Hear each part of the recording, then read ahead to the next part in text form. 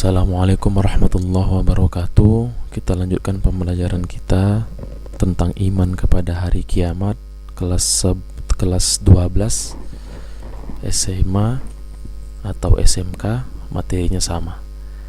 Oke, baik. Bismillahirrahmanirrahim. Iman kepada hari kiamat. Apa itu iman? Iman adalah percaya bahwasanya hari kiamat itu pasti akan terjadi tanpa ada keraguan di dalamnya, karena Allah Subhanahu wa taala telah berfirman di dalam Al-Qur'an yang nanti kita lihat dalilnya, dan semua yang difirmankan oleh Allah Subhanahu wa taala tidak pernah bohong. Oke, baik, sebelum kita lanjut, ini dia. Apa itu kiamat? Kemudian terus bukti di Al-Qur'annya mana? Kan begitu. Jadi ketika kita membahas tentang kiamat harus ada dalilnya. Kita lihat selanjutnya. Apa itu kiamat? Kiamat atau hari akhir adalah suatu peristiwa luar biasa yang pasti akan terjadi di mana seluruh makhluk termasuk manusia yang pernah hidup di muka bumi akan dimatikan, kemudian hidup lagi untuk mendapatkan perhitungan dan pembalasan atas segala amal yang pernah dilakukan selama hidup di dunia. Itulah pengertian dari hari kiamat. Nanti bisa dilihat di bukunya. Kemudian dalil nakli. Dalil nakli ini adalah dalil yang bersumber dari Al-Quran dan hadis. Kita lihat firman Allah Subhanahu wa taala dalam Quran surah ke-20 ayat 15. Bismillahirrahmanirrahim. Innas sa'ata atiyatun akadu ukhfiha. Sesungguhnya hari kiamat itu akan datang, aku merahasiakan waktunya, kata Allah. Litujza kullu nafsim bima tas'a. Supaya apa? Supaya tiap-tiap manusia, setiap diri itu, artinya manusia, dibalas dengan apa yang ia usahakan. Artinya apa yang dikerjakan oleh manusia itu akan dibalas Allah. Itulah rahasia kenapa Allah merahasiakan hari kiamat, agar semua orang berlomba-lomba mencari kebaikan. Andai saja kalau Allah Subhanahu wa taala membocorkan kapan terjadinya kiamat, maka semua manusia yang musyrik, zalim dan kafir akan berusaha untuk bertaubat. Itu makanya Allah rahasiakan agar bisa dibalas dengan apa yang ia kerjakan. Kemudian benarkah datangnya kiamat itu? Lihat Quran surah Al-Hajj ayat 7. Wa annas sa'ata atiyatul la raiba fiha. Sesungguhnya hari kiamat itu pasti datang, tidak ada keraguan di dalamnya. Wa annallaha yab'atsu man fil qubur. Dan bahwasanya Allah membangkitkan semua orang di dalam kubur. Jadi yang udah meninggal dunia pun nanti Allah bangkitkan untuk menghadap Allah Subhanahu wa taala. Kemudian iman kepada hari kiamat merupakan rukun iman yang kelima. Tadi udah kita sebutkan iman kepada Allah, iman kepada malaikat, iman kepada kitab-kitab, iman kepada Rasul, dan yang kelima iman kepada hari kiamat. Dan beriman kepada hari kiamat ini merupakan ciri dari orang mukmin. Orang mukmin adalah orang yang beriman. Orang muslim adalah orang Islam, dan orang muhsin adalah orang yang berbuat ihsan atau kebaikan. Orang-orang muttaqin adalah orang yang bertakwa. Jadi yang beriman kepada hari kiamat dia termasuk mukmin dan muttaqin. Kemudian pembagian kiamat ada dua, kiamat sugro dan kiamat kubro. Apa itu kiamat sugro? Kiamat sugro adalah kiamat kecil, yaitu kehancuran, kematian atau berakhirnya kehidupan setiap makhluk. Ini bisa kita lihat langsung gambar contohnya. Ada banjir. Kemudian ini gambar yang kedua, tornado. Kemudian yang ketiga, gempa bumi, tanah longsor, tsunami, dan gunung meletus. Ini semua merupakan contoh kiamat kecil. Kiamat kecil ini walaupun namanya kecil, tapi ketika ia terjadi di muka bumi ini, maka kita telah mengalami kehancuran yang besar. Ini contoh-contohnya. Kemudian kiamat sugro itu peristiwa datangnya kematian bagi semua makhluk termasuk manusia. Dalilnya Quran surah yang ketiga ayat 185. Kullu nafsin dha'iqatul maut. tiap-tiap yang berjiwa akan merasakan mati. Jadi setiap yang berjiwa akan mati. Dan sesungguhnya pada hari kiamat sajalah disempurnakan balasan pahalanya. Ya. Wa innama tuwaffawna ujurakum yaumal qiyamah faman zuhziha 'anil nar wa udkhilal jannah faqad faz. Ada orang yang masuk ke dalam neraka, ada yang masuk dalam surga. Kalau masuk ke dalam surga, maka dia akan memperoleh keberuntungan, kemenangan. Wa mal hayatud dunya illa mata'ul ghurur. Dan kehidupan dunia itu kata Allah hanyalah permainan dan senda gurau belaka. Ya, hanya untuk tipu daya. Kemudian sebelum terjadi hari kiamat, mereka yang sudah meninggal akan mengawali proses awal kehidupan yang disebut alam barzah. Itu nanti ketika kita di dunia meninggal, maka masuk alam kubur dan alam barzah, ya, atau alam barzah. Jadi alam barzah itu akan dilalui setiap manusia, tetapi dengan mengalami kematian. Oke, baik, kita lanjutkan. Kemudian apa tanda-tanda kiamat sugro? Yang pertama, melimpahnya harta benda, ya, melimpahnya harta benda. Yang kedua, enggan menerima sodakoh. Yang ketiga, munculnya orang-orang yang mengaku nabi. Ini zaman sekarang, bahkan dulu udah pernah ada. Kurangnya sifat amanah. Manusia-manusia yang sekarang sulit ditemukan yang jujur. Kemudian banyak pejabat yang zalim. Ini udah pasti. Pejabat yang tidak sayang terhadap rakyatnya, ataupun pejabat yang tidak takut kepada Allah Subhanahu wa ta'ala. Itu merupakan tanda-tanda kiamat sugro. Kemudian kita lanjutkan. Perzinahan, minuman keras, obat-obatan terlarang merajalela. Ini kalau kita lihat di kehidupan kita sekarang, hal-hal yang tiga ini hal-hal yang biasa dilakukan, padahal itu adalah hal-hal yang sangat dilarang oleh Allah Subhanahu wa ta'ala.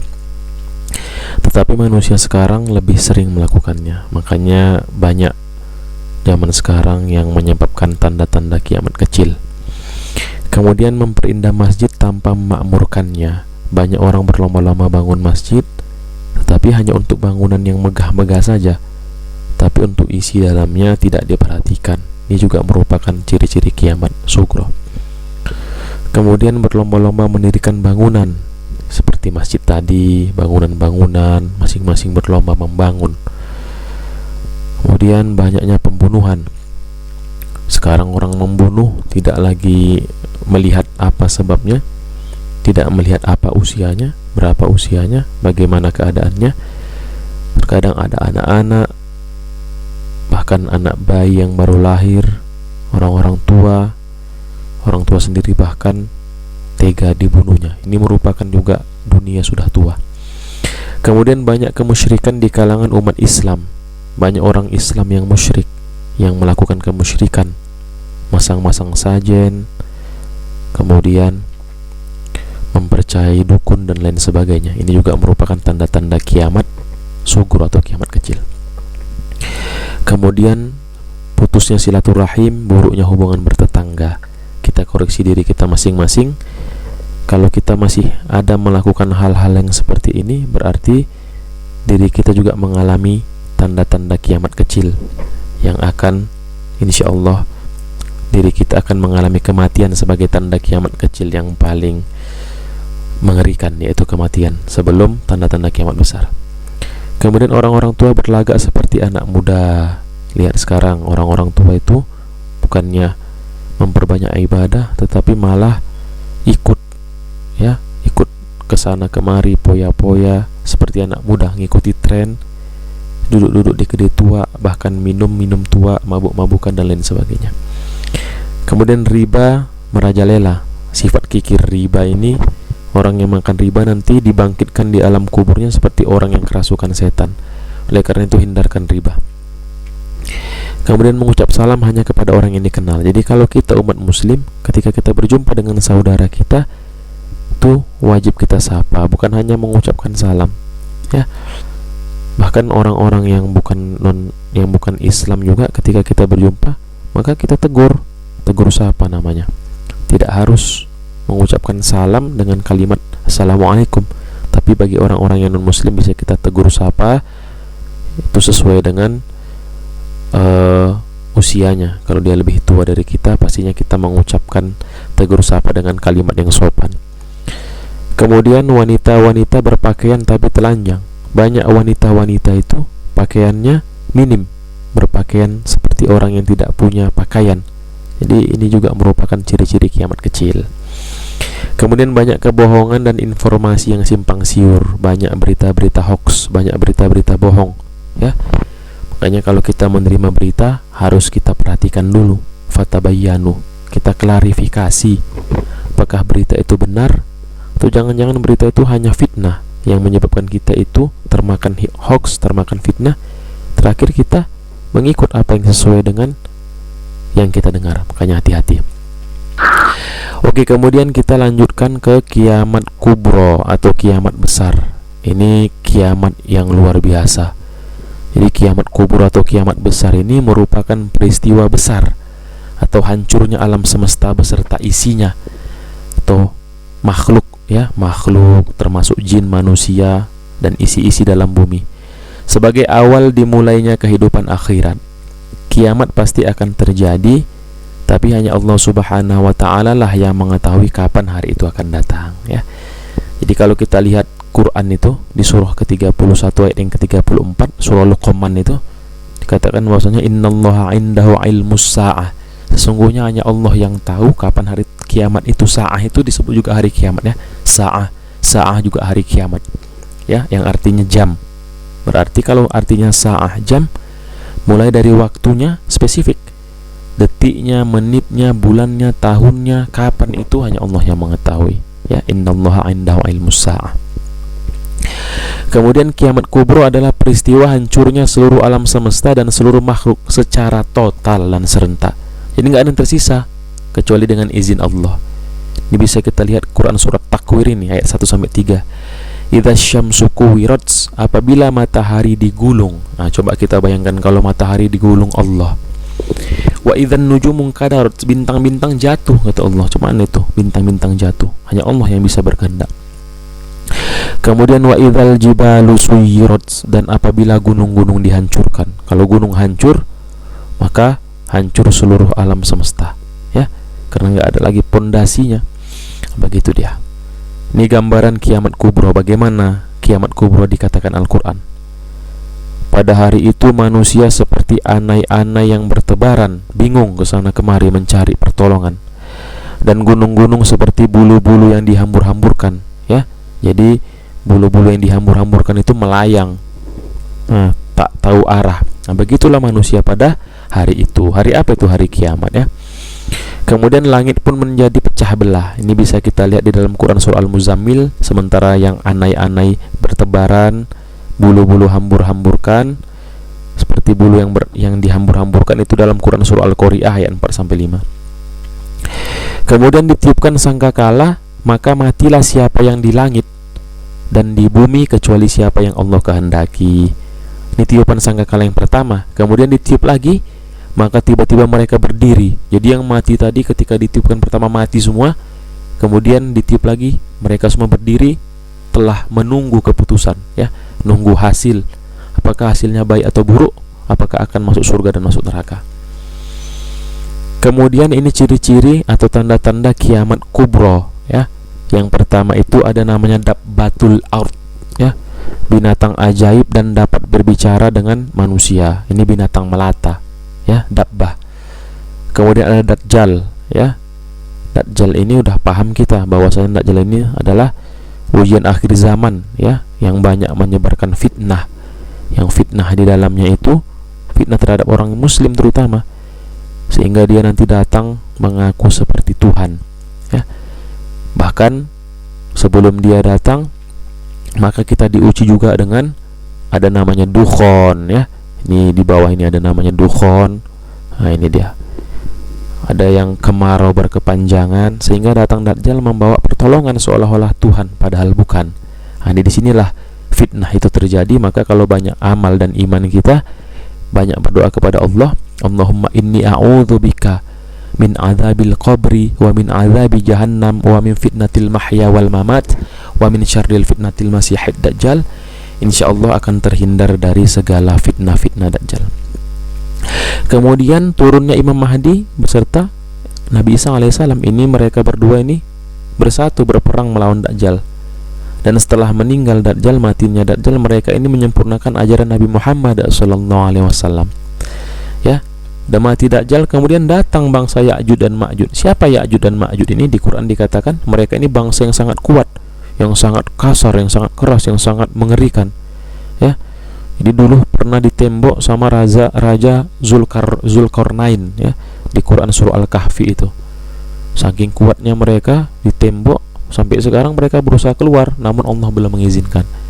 Nanti ketika mereka keluar, maka mereka akan menghabisi apa yang ada di hadapannya. Bahkan dalam riwayat dikatakan, menurut buku yang kita baca, bahwasanya mereka saking ramenya, saking banyaknya, ketika keluar dari tempat itu, maka mereka itu meminum air di depannya, lautan di depannya, sampai kering air itu, saking banyaknya mereka. Itulah dahsyatnya Ya'juj dan Ma'juj. Kemudian terbitnya matahari dari arah barat, kebalikan dari yang sekarang. Kemudian lenyapnya Al-Quran dari mushaf dan hati manusia. Rusaknya Ka'bah beserta dukun. Ini merupakan tanda-tanda kiamat besar.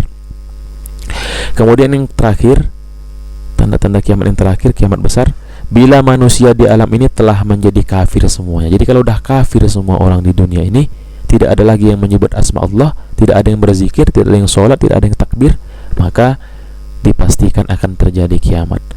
Apakah sekarang masih banyak orang yang berzikir? Masih banyak, ya, masih banyak orang yang berzikir dan masih banyak orang yang menyebut nama Allah, menyebut asma Allah. Tapi walaupun begitu, itu tidak menjamin bahwasanya masih lama terjadi hari kiamat. Jadi menurut ciri-ciri ini manusia kan kalau kafir semua baru kiamat. Sementara ini masih banyak kok yang beriman, nggak apa-apa, maksiat terus. Bukan begitu. Jadi Allah itu lebih mengetahui. Seandainya sekarang dibuat Allah itu kiamat, maka apa persiapan kita? Kemudian dalil kiamat kubra. Bismillahirrahmanirrahim. Fa idza nufikha fis suri nafkhatu wahidah. Maka apabila sangkakala ditiup sekali tiup, ya. Wa humilatil ardu wal jibalu fadukkata dakkata wahidah. Dan diangkatlah bumi dan gunung-gunung, lalu dibenturkan keduanya sekali bentur. Sudah diangkat, dihantukkan, begitu. Fa yauma idzi waqa'atil waqi'ah. Maka pada hari itu terjadilah hari kiamat. Jadi kalau udah nanti sangkakala ditiup, kemudian bumi gunung diangkat, dihancurkan, itulah terjadinya kiamat. Kemudian wansyaqqatis sama'u fahiya yauma idzi wahiyah, ya, dan terbelahlah langit karena pada hari itu langit menjadi lemah. Saking lemahnya dia goyang, pecah, terbelah. Maka hancur seluruh alam semesta. Quran surah Al-Haqqah, ya, ayat 13 sampai 16. Ini kita lihat hadis riwayat Tirmidzi, dikatakan bahwasanya nanti pada hari kiamat seorang tidak akan luput dari 4 pertanyaan. Apa 4 pertanyaan itu? Yang pertama tentang umurnya. Jadi umurnya itu untuk apa digunakan, ya, apakah untuk kebaikan atau untuk keburukan, nanti ditanya Allah. Kemudian ilmunya, ada orang yang pintar, yang mempunyai ilmu, ya, kita semua insya Allah ada ilmu walau sedikit, tapi terus kita kembangkan, nanti itu juga akan ditanya Allah. Kemana ilmumu itu dibuat? Apakah engkau mengajarkan orang dengan ikhlas? Apakah engkau mengajarkan orang dengan pamrih? Apakah engkau mengajarkan orang untuk membodoh-bodohinya atau untuk mempamer-pamerkan ilmu? Itu semua akan ditanya oleh Allah Subhanahu wa ta'ala. Kemudian tentang harta, ya, dari mana harta itu didapat? Apakah dari cara yang halal atau haram? Kemudian dibelanjakan, apakah dibelanjakan di jalan Allah atau dibelanjakan untuk maksiat? Itu nanti ditanya oleh Allah Subhanahu wa ta'ala. Kemudian tentang tubuh kita ini, jadi raga jiwa kita ini juga milik Allah, itu pun ditanya. Kau punya tubuh yang kekar, yang kuat, ya, apakah tubuhmu itu kau gunakan untuk ibadah atau justru untuk maksiat? Untuk apa dipakai? Itu juga ditanya oleh Allah Subhanahu wa ta'ala. Oke, baik. Kemudian sangkakala pertama kali tadi ditiup, maka hancurlah seluruh alam semesta. Kemudian ditiup lagi sangkakala kedua kalinya, maka yang hancur tadi, manusia yang mati-mati tadi, bangkit lagi, gitu ya. Setelah bangkit, mereka berkumpul di padang mahsyar. Nanti berkumpul di padang mahsyar ini, di sini sangat panas, ya, menurut Al-Quran dan hadis sangat panas. Jaraknya antara kepala kita dengan matahari hanya sejengkal. Ya, bayangkan panasnya, sampai-sampai ada yang berkeringat, ya. Keringatnya itu sampai semata kaki banjir. Ada yang sampai ke pinggang, sampai ke perut, ke dada, bahkan tenggelam. Jadi tergantung amal perbuatannya sewaktu di dunia. Kemudian setelah mereka berkumpul, diberi catatan amal kebaikan, maka dihisaplah mereka, dihitung, ditimbang, ya. Apakah amal mereka cukup untuk masuk surga? Kalau cukup, maka mereka akan masuk surga. Kalau tidak, maka mereka akan masuk neraka. Nah, disinilah hari keadilan bagi Allah terhadap hambanya, ya. Kemudian, benarkah yang tahu kapan datangnya kiamat hanya Allah Subhanahu wa Ta'ala saja? Nabi Muhammad SAW apakah tidak tahu? Ya, Nabi Muhammad SAW itu tidak mengetahui kapan pastinya. Tapi kata Nabi, kiamat itu dengan kiamat itu segini, dekat, ya. Jadi dekat, artinya tidak ada jarak. Ini selalu berdekatan. Nah, kalau digini kan dekatlah dia, ya. Nah, itu dia. Jadi begitulah kata Nabi, kiamat, ya. Berarti dari zaman dulu sampai sekarang kiamat itu masih tidak ada yang tahu, bahkan Nabi sendiri pun tidak tahu. Sehingga kiamat merupakan rahasia Allah, ya. Nih dalilnya, Quran surah yang ke-20 ayat 15. Innas sa'ata atiyatun akadu ukhfiha litujza kullu nafsim bima tas'a.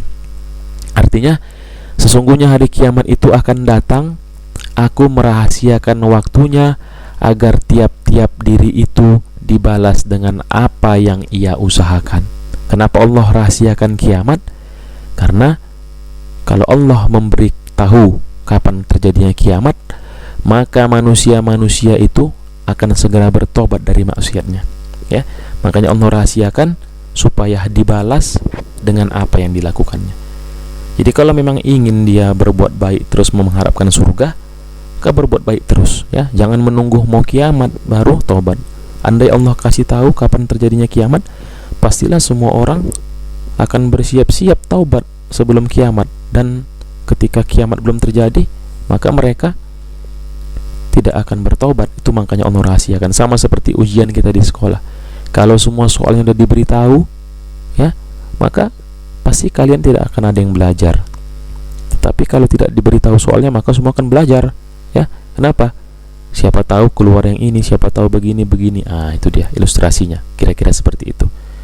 Tapi kalau coba dikasih tahu soalnya, nomor 1 ini, nomor 2 ini, maka nggak ada yang belajar. Ketika nanti mau ujian baru belajar. Itu dia, ya. Oke, kemudian informasi Al-Quran tentang hari kiamat.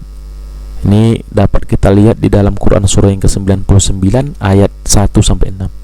Idza zulzilatil ardu zilzalaha, apabila bumi digoncangkan dengan goncangan yang dahsyat, wa akhrajatil ardu athqalaha, dan bumi telah mengeluarkan beban-beban berat yang dikandungnya, wa qalal insanu malaha, dan manusia bertanya, kenapa bumi ini terjadi begini, kenapa seperti ini, ya. Yauma idzin tuhadditsu akhbaraha, pada hari itu bumi menceritakan beritanya, bi anna rabbaka awhalaha, karena sesungguhnya Tuhanmu telah memerintahkan itu kepadanya. Jadi Allah merintahkan bumi, jadilah, maka jadilah dia. Ya. Jadi famay ya'mal mithqala dzarratin khairan yarah, yang baik akan dibalas baik, famay ya'mal mithqala dzarratin syarran yarah, yang buruk akan dibalas dengan buruk, ya. Nah, begitu keadilan Allah. Kemudian hari kiamat ini dijelaskan dalam Quran surah yang surah Al-Qari'ah, ya. Surah Al-Qari'ah ini dia. Jadi hari kiamat itu disebutkan dalam Quran surah Al-Qari'ah. Al-Qari'ah apa hari kiamat? Mal Qari'ah dijelaskan apakah hari kiamat itu. Wa ma adraka mal Qari'ah, tahukah kamu apakah hari kiamat itu? Ya, yauma yakunun nasu kal farashil mabthus, pada hari itu manusia adalah seperti anai-anai yang bertebaran, bingung ke sana kemari. Wa takunul jibalu kal ainil manfush, dan gunung-gunung seperti bulu yang dihambur-hamburkan, ya, terbang tidak tahu arah. Itu dia. Jadi seperti itulah gambaran-gambaran hari kiamat. Kemudian nama-nama hari akhir ini, ada beberapa nama-nama hari akhir yang di dalam Al-Quran disebutkan. Ada namanya Yaumul Qiyamah, Yaumul Qiyamah hari kebangkitan, Yaumul Akhir hari akhir, Yaumul Fasl hari keputusan, Yaumul Fath hari pengadilan, Yaumul Jam' hari pengumpulan, yaumal khuruj, hari keluar.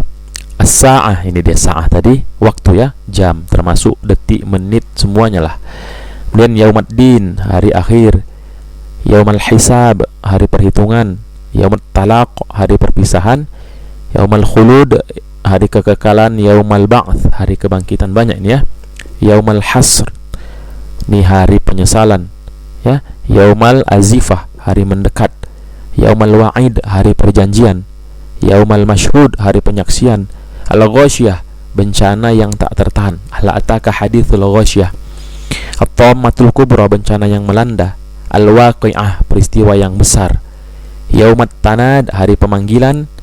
Yaumat taghabun, hari terbukanya aib. Al-yaumal azim, hari agung. Al-qari'ah, yang tadi, bencana yang menggetarkan atau hari kiamat. As-sakhah, bencana yang memilukan. Al-haqqah, kebenaran besar. Semua ini walaupun namanya berbeda-beda tapi tetap dalam kategori satu kata, yaitu kiamat ya. Oke, yang terakhir baik, hadis Nabi Muhammad SAW tentang tanda besar hari kiamat tuh. Jadi begini sabda Rasulullah, ini langsung kita lihat artinya. Keluarnya asap tebal, ini tadi dukhon tadi ya. Kemudian setelah keluar itu muncul Dajjal ya. Dajjal sekarang itu masih tersembunyi di sebuah pulau yang tidak tahu. Wallahu a'lam. Kemudian munculnya binatang melata di bumi ya. Kemudian terbitnya matahari dari tempat terbenamnya. Kemudian turunnya Nabi Isa Setelah Nabi Isa alaihissalam turun, maka tanda-tanda yang selanjutnya menurut hadis ini adalah keluarnya Ya'juj dan Ma'juj yang tadi telah kita jelaskan. Kemudian berlakunya 3 gempa bumi di timur, di barat, dan di semenanjung tanah Arab. Dan terakhir keluar api dari Yaman yang akan mengusir manusia ke padang mahsyar. Ini hadis riwayat Muslim, hadisnya sahih. Berarti inilah kebenaran akan hadis Nabi tentang tanda terjadinya kiamat besar. Oleh karena itu, materi kita sampai di sini. Untuk selanjutnya ini nanti kita bahas lebih lanjut. Maka kita simpulkan bahwasanya yang telah kita pelajari adalah beriman kepada hari akhir atau beriman kepada hari kiamat, yang artinya percaya bahwasanya kiamat akan terjadi, namun tidak tahu kapan terjadinya. Yang pasti hanya Allah yang tahu. Pun Nabi Muhammad SAW pun tidak mengetahui pasti kapan terjadinya hari kiamat. Itulah kenapa Allah rahasiakan, karena supaya manusia berbekal dengan yang sebaik-baik bekal. Kemudian hari akhir itu disebut juga dengan hari kiamat, dan nama-namanya tadi banyak, yang lain telah kita bahas. Dan hari kiamat terbagi menjadi 2, yaitu kiamat kubro, kiamat sugro, beserta tanda-tandanya ya.